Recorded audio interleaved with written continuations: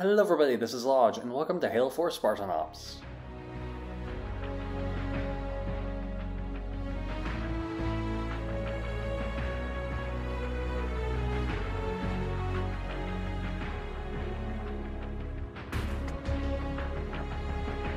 Today I'm going to be talking about the side mode that came alongside Halo 4. Spartan Ops was originally released alongside the main Halo 4 campaign, and then about every week, they took a break in the middle of December. They released a new episode and ended up with a total of 10. Those episodes are Departure, Artifact, Catherine, Didact's Hand, Memento Mori, Scattered, Invasion, Expendable, Key, and Exodus. And each of those episodes have 5 levels each, making for a total whopping 50 levels, which is over the amount of missions that were present in the original Bungie trilogy. Despite how many missions there are, I'm hoping this video will be a bit shorter than my other ones, since they have the same enemies and mechanics from Halo 4's campaign. A surprise, I know. So if you want to hear my thoughts on the enemies, weapons, and overall mechanics of Halo 4, then you should go check out my How Does Halo 4 Hold Up 10 Years Ago video. And then maybe come back to this video, please. Halo 4 Spartan Ops also comes along with a pre-rendered cutscene for each of these episodes, and they tell you the main story of Spartan Ops, and they're called Halo Infinity, because you know they're on the Infinity. But after Halo Infinite, Halo Infinity just sounds kind of off. I'm sorry, I'm already getting off topic. Anyway, these cutscenes are honestly all you need if you want to know the story tied in with Spartan Ops, because while the missions do have story content, they are more supplemental compared to the cutscenes. Also, the cutscenes go by much faster, so when I talk about the story, I'm mostly going by what's in the cutscenes, but I will throw in what's happening during the gameplay when needed and makes sense. This video would honestly be like an hour long if you got me talking about what happens in all 50 missions. So with that, let's get into it.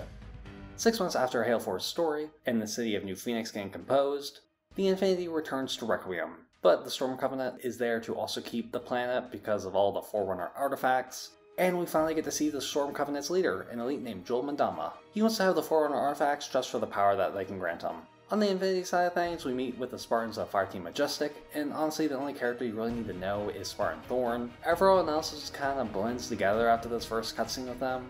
But this fireteam is who we generally follow through these cutscenes. I should probably mention that the fireteam that we are as players are called Crimson. There are also some other fireteams mentioned, but I don't really care about them enough since we don't visually see them at any point as far as I'm aware. Anyway, we jump through a slip space portal and quite literally ram into the fight with the Storm Covenant. On the gameplay side of things, after 5 levels of doing stuff, we find a Forerunner artifact and bring it back onto the Infinity. The artifact is able to turn off all the Infinity's engines, since those engines are also Forerunner, so the engines and the artifact are talking together. Trying to investigate it, Dr. Glassman gets sucked through the portal and transported to Joel Mandama. Also a good time to mention that the early cutscenes just kind of end abruptly. They're very weird, and I bet when these first came out, people were very mad that they just ended suddenly. Anyway, they bring in Dr. Halsey to try and figure out what's going on, since she was the one who helped build this ship originally. And I gotta say, I think it's really cool that Dr. Halsey is finally in the game with a pretty big role. She was barely in Halo 4, and other than giving Noble 6 Cortana, she wasn't in Reach all that much. But in Spartan Ops, she actually does stuff. Also, now she's a war criminal, for what? Probably because she abducted children and made them into super soldiers or something small, I don't know. Anyway, she explains why the engines are down. Also, we get to see Palmer's aversion to Dr. Halsey being here, which is kind of cool. At the same time, we see that Dr. Glassman is forced by Joel Mandama to activate this machine to be able to talk to the librarian. Also, they have all the elites in this speak Sangheili. It doesn't really affect anything story-wise, other than this line. Love, I keep telling you people I don't speak Sangheili. But it also makes you read the subtitles to figure out what they're saying, and I don't know why they made the subtitles white in this, but it can be so hard to read when they come across a bright area. I think it's a bad color choice for subtitles. Also, we get a scene of Spartan Thorn talking to Dr. Halsey about why he became a Spartan and how Dr. Halsey just wants to learn about anything she can. Also, she mentions that Promethean sounds like Prometheus, you know, like the Greek god guy. Which begs the question, did the Forerunners name Prometheans after this guy, or was Prometheus named after the Forerunner robots? Something to think about. After a lot of levels, we finally secure another Forerunner object that has a Promethean soul inside of it. Fireteam Majestic ends up being the ones to take it onto the Infinity, because of course they want all the credit. And even though Joel Mandama sees us take it, he lets us go, because reasons. On board the Infinity, Dr. Halsey figures out that this particular Promethean soul was a human, and not just any human, but one that was on Earth and died from the composer on New Phoenix 6 months ago. Since one of the memories showed the Forerunner artifact, and Thorn had a family on New Phoenix on the day of the attack, he goes to touch the artifact and gets teleported in the exact same way Dr. Glassman did. I didn't mention this, but throughout Dr. Halsey's time on the Infinity, she has been communicating with someone on her iPad, and that someone was Jomandama. And he can see through this globe thing. I don't know, it's weird. But Lasky and Palmer figure this out, and since she's talking with her enemy, she gets arrested. And that's the story up to Memento Mori, and I just want to say that I played through all these levels on Heroic before recording the specific levels. I played them in Normal, and honestly I should have done this full game in Normal, because playing on Heroic was such a dreadful task. Like, these levels took me like about 30 minutes to do, and most of them were in fairly small arenas with lots of enemies, like too many enemies. I'll talk about that more after I get through the story, but I was so close to just stop playing and watch all the cutscenes and make this review without playing the other 25 levels. But from Scattered onwards, I think it gets so much better. The levels are actually made with Spartan Ops in mind, and the levels are so much bigger, and it has you traveling some good distance, so I enjoy them so much more. Even though they share some negative things with the first 25 levels. I'll talk about it more later in the video, but I just wanted to bring it up now since I almost stopped playing at this point. Anyway, somehow at the end of Memento Mori, we get captured. Honestly, I have no idea how, I don't remember at all, but we break out of the change and get to fight our way out in an honestly a really good level. Honestly, the entire Scattered episode is so good, especially after playing through the same boring levels in the chapters leading up to it. But we save some Marines and even steal a Phantom that we get to fly in and out of the missions instead of being on the Pelican. Sadly, it doesn't last too long, but I'm getting ahead of myself. Back on the Infinity, Lasky and Palmer are interrogating Dr. Halsey and why she would want to do this, and her answer is honestly, and I so desperately want to know everything. Roland, the Infinity's AI, interrupts and says that Thorn has been detected as alive on Requiem, and we even get a few flashes of him trying to fight the elites before he was defeated. Glassman, on the other hand, finally gets the machine to turn on, and in the elite's amazement of it working, Glassman runs away. Also, his rope that Gek had tied to him is just not attached anymore, it's just hanging there. I'm not sure if I missed the scene of him cutting it or what, because he can just easily run out of there now. But the machine doesn't actually work yet, Glassman just likes to leave things half finished, I guess. Anyway, during this, Thorn was able to fight off those elites and find Glassman and rip off the bomb jacket that was strapped to him so it wouldn't blow him up. Back on the Infinity, Roland is talking with Halsey, and she activates some sort of code that allows her to control Roland and get out of her cell and figure out that the Master Chief was alive and actually on the Infinity. And we actually get to see how much Dr. Halsey cares about John compared to some of the other Spartan 2s. Anyway, Roland finally fixes himself and calls some Marines to take her back, and while they confront her with Lasky, Prometheans are able to teleport onto the Infinity through the Forerunner artifact. So the next 5 missions are us going onto the Infinity to fight off the Prometheans and the Covenant invasion of the Infinity. Oh, and it's also a good set of missions. Oh, this is also where the Phantom blows up, which is sad. Before we can completely wipe the Foreigners off the Infinity, a Promethean Knight comes up and grabs Dr. Halsey and teleports back to Jomandama. Also, Fireteam Majestic finds Glassman and Thorn, and they pick up some of the Elite's gear. We also see Lasky talk to an Oni agent, which is really cool that we are seeing more of them in an actual campaign. They order Lasky to eliminate Dr. Halsey. Jomandama is finally gonna have Dr. Halsey finish what Glassman started, but she just runs into the beam of light. Also, that's where the cutscene ends. I can't imagine having to wait a week to find out if she survived. Now Palmer is all psyched up to go and eliminate Dr. Halsey despite Lasky really not wanting her to go. To try and prevent Dr. Halsey's death, Lasky tells Fireteam Majestic to go intercept Halsey before Palmer can make it there, because why would Fireteam Crimson want to do anything fun, right? Halsey inside the beam of light turns out to actually meet the Librarian. I'm guessing in a similar method to how we saw in Halo 4's main campaign. She gives Halsey the Janus key, which shows the user where all Forerunner technology is in the galaxy, which I feel like is a pretty important thing. Like, the Covenant had something similar to that, but way less precise. For some reason it's also split into 2, so you need both halves to make it useful. I'm assuming because the Librarian knew Halsey would fall right back into Jomandama's hands, and need to get rid of one of those halves. Anyway, that's exactly what happens. Fireteam Majestic comes in to try and rescue Dr. Halsey, but she is grabbed and throws one of the halves to Thorn. And at the same time, Palmer finally shows up and totally accidentally misses Jomandama, and definitely not on purpose. It's Dr. Halsey in the arm. Anyway, they teleport away, and Palmer is all mad that they messed up her plan, and all but Thorn is like, All due respect, Commander. If she was on Jomandama's side, then why was she so sure I needed to get this before he could? Jomandama realizes that he's had enough of Requiem and just decides to destroy the entire planet by making it fall into the sun. So with the entire Covenant fleet leaving, the Infinity realizes that it can't move because of the foreigner artifact that we found is holding it like an anchor, and we need to find and deactivate the two other artifacts on the planet, one handled by Majestic and the other by us. And that's what episode 10 is kind of all about. We try to use this harvester that we blew up back in episode 6. Sorry, I kind of skipped over that, but the Covenant were trying to use it to dig into Requiem to find an artifact, so we blew it up. And now we realize it needs some sort of power source, so we go and take it from a Lich. Which I'm glad they're using this new vehicle in Halo, at least another time, though it still gets destroyed in the exact same way. So we go back to the harvester and plug into this new power source and drill a hole through the rock, and despite hearing that not exactly difficult, so easy a grunt can do it, we don't actually get to fire it, it just fires itself into the wall. Anyway, after fighting more enemies, we make it to the artifact and shut it down.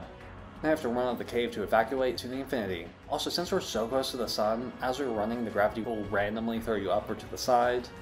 It just does this like twice, and only for this small moment. It's kind of lame, not gonna lie. Like, they could have had like a whole Warthog run using this thing to make it a little bit differently, but no. But we make it onto the Pelican and get back to the Infinity.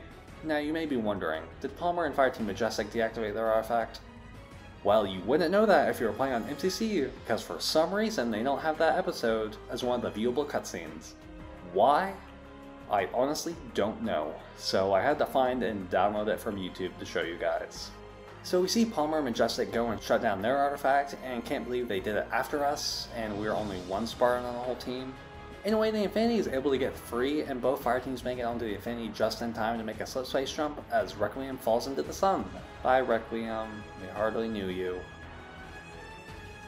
We get a scene of Palmer and Lasky talking a bit more about Dr. Halsey's rescue/assassination attempt, and then have everyone find out that the key needs both parts to work. We even see that Halsey's wound resulted in her having to lose her arm, since Jewel isn't happy that Halsey tried to betray him. However, after that assassination attempt, That's easy, Jewel. I want revenge. we end off Spartan Ops with a really intriguing idea, Dr. Halsey being against the UNSC, and it turns out that Spartan Ops was supposed to have multiple seasons, I believe at least 2 more, however these never came to fruition. I'm guessing because not many players made it past the first 5 episodes, let alone when I think the game got good. But these stories were told in the Halo comics, Halo Escalation, and I haven't read those, so I can't tell you what happens there, so go read them yourself, I guess. Overall, I think the story is alright, nothing groundbreaking. I'm glad we get to see more of this new UNSC with Spartan 4s, even getting to see more of Palmer and another squad. And I'll always love to see more Captain Lasky. He continues to be one of the best new characters that they've recreated. I'm glad we finally got to see Joel Mandama, but I wish we got more of why he wants to do what he does. Because he's actually an interesting character and why he wants the foreigner artifacts compared to why the Prophet's one of them, but from this campaign you can't really tell all that. Also, I do think it's kind of weird that the elites don't speak English, but I also kind of like that it differentiates the Storm Covenant from the one we saw in the Bungie games.